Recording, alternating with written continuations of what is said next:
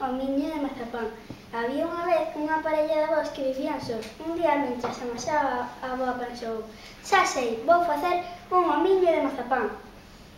Para o corpo púxolle a masa, para os ollos 2 figos, para o nariz unha noz e para a boca un sorriso de mermelada.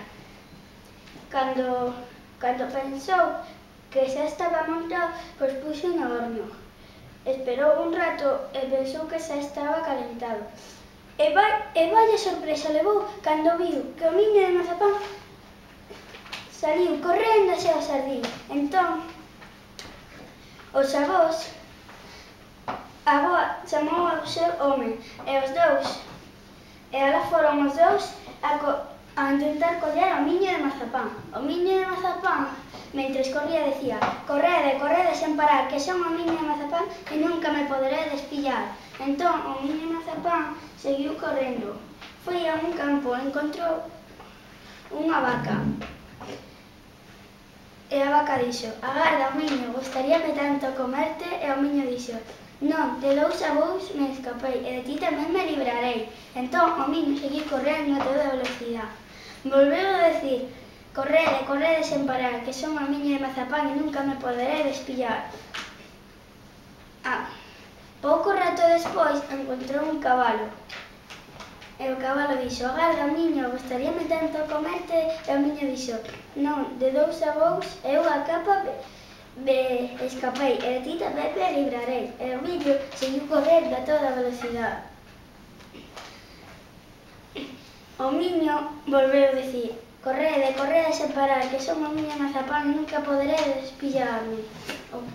Entón o miño, cando non podía máis, porque había un río, quería ir marcha atrás, mirou atrás e viu que estaban o cabalo, a vaca e os 2 avós correndo hacia el. Entón, unha raposa viuno e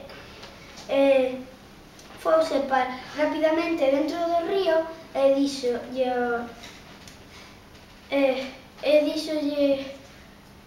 ao miño: tranquilo, miño, ponte na miña cola e che cruzarei o río. E o miño, sen pensalo 2 veces, fouse na cola. Dalí a un pouco, dixo a raposa: o río está máis fondo e a marea está subendo cada vez máis. Entón, despois dixo: terás que ponerte no meu lomo se non queres afogar. E o miño foise ao lomo sen pensalo 2 veces. Dalí a un pouco rato, dixo a raposa: pesas moito, se non queres afogar as miñas orellas teraste que agarrar. Entón o miño foi nas orellas.